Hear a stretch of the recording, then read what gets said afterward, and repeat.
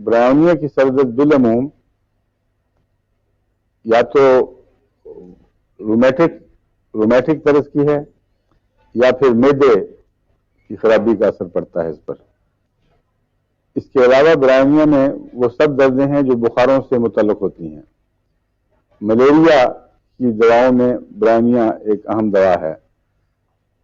Typhoid میں بہت اہم کردار ادا کرتی ہے. اور ان دردوں میں جو جسم کے کسی حصے میں ہوں بخار کے نتیجے میں، انتڑیوں میں ہو یا کسی جگہ ہوں، برائیونیا میں سر ضرور متاثر ہوتا ہے اور معروف ہونے محسوس ہوتا ہے. اس وقت اس کی درد کے ساتھ کچھ ہذیان بکنے کا رجحان بھی پایا جاتا ہے. مثلا برائیونیا کا مریض جب آنکھ کھولے گا تو یہ کہے گا مجھے گھر لے جاؤ. اگر بولے گا اول تو بولے گا نہیں، حالانکہ اپنے گھر لیٹا ہوتا ہے. تو اس قسم کی بات اوٹ پٹانگ باتیں کرتا ہے. یہ ہذیان ٹائیفائڈ میں عموماً ملتا ہے، لیکن برائیونیا کا ہذیان کچھ درم ہے.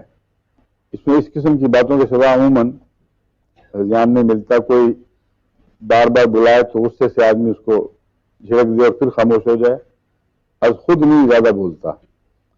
ہائرسمس اور اسٹیمونیم یہ وہ دوائیں ہیں جن کا ہذیان وائلنٹ ہے، اور سلفر میں بھی ہذیان میں شدت پائی جاتی ہے. بیلاڈونا میں ہذیان میں وائلنس پائی جاتی ہے. کیوں جی کچھ گر گیا؟ اچھا جزاک اللہ. اور بخاروں کے ٹاکسنز کے نتیجے میں یہ ساری باتیں پیدا ہوتی ہیں، اور ان سب سے میں ہذیان کے ساتھ سر درد بھی شامل ہوتی ہے. تو اس وقت سر درد کی پہچان اگر ہو جائے تو دوا کی پہچان میں بھی آسانی ہو جاتی ہے. ورنہ ٹائیفائڈ کے جو فرق ہیں باریک وہ کرنے بڑے مشکل ہوتے ہیں. ہذیان کے فرق سے بھی آپ کسی حد تک اور سر درد کے مزاج سے کسی حد تک سمجھ سکتے ہیں. بیلاڈونا کی سر درد خواہ ٹائیفائڈ میں آئے کسی اور بیماری میں آئے، اچانک ہوگی، سر تمتما اٹھے گا، سارا چہرہ تمتما رہا ہوگا، اور اس میں کوئی ایسی کہ خواب خون کم بھی ہو، اس وقت مریض کا جو چہرہ ہے وہ خون سے بھرا ہوا ہوتا ہے اور اس میں خوف نہیں ہوتا. مگر ہذیان میں وائلنس پائی جاتی ہے خوف کی بجائے. مارنا، قتل کرنا، غصے سے چار میں کسی کو ٹکڑے ٹکڑے کر دے، ایسی باتیں کرنا. اور اگر پورا پاگل پن بن جائے تو پھر ایسا مریض قابو کرنا سب سے زیادہ مشکل بن جاتا ہے. کمزور ہونے کے باوجود اس میں غیر معمولی طاقت آ جاتی ہے. یہ بیلاڈونا ہے. اور ہائرسمس میں ہذیان جو ہے وہ گند بکنے کی طرف مائل ہوتا ہے، اور اتنی نمایاں علامت ہے یہ کہ بعض دفعہ ڈاکٹر بھی اس کمرے میں ٹھہر نہیں سکتا شرم کے مارے. اگر کسی بچی کو تکلیف ہو اور ماں باپ اور بہن بھائی موجود ہوں اور وہ گند بک رہی ہو تو ڈاکٹر کے لیے بہت ہی امبیرسنگ بات ہے. ان کے لیے تو ہے ہی، لیکن ڈاکٹر کے لیے بھی. وہ ڈاکٹر کو ان کو سمجھانا پڑتا ہے کہ یہ دراصل اس کے خیالات میں کوئی خرابی نہیں ہے. ہائرسمس کی جو انفلمیشن ہے یہ اعضائے تناسل میں ضرور پائی جاتی ہے ساتھ. اس لیے یہ کمبینیشن مل کر ہذیان کی کیفیت پیدا کرتے ہیں.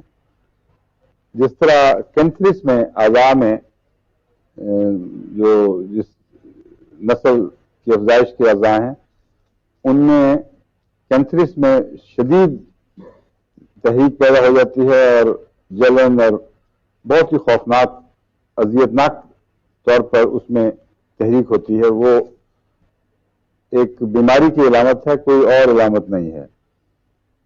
مگر جو ہائرسمس ہے اس کی جو تحریک ہے اس کا پیشاب وغیرہ سے تعلق نہیں ہے. یہ فرق ہے.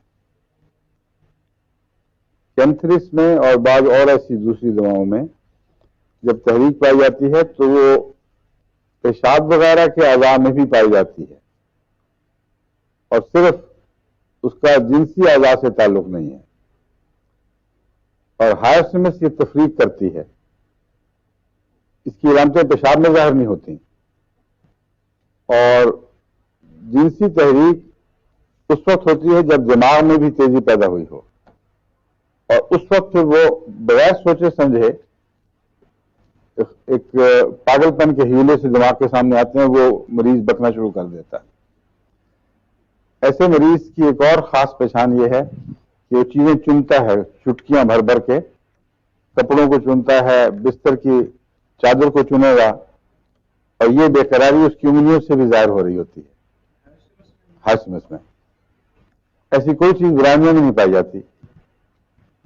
تو اگر آپ ایک بیماری کا پورا نقشہ ذہن میں رکھ لیں تو اس کے سر درد، اس کی ہضمی کیفیات، یہ ساری باتیں ایک نظر میں آپ کو بیماری کی مرض کی نشاندہی بھی کر دیں گی اور دوا کی بھی نشاندہی کر دیں گی.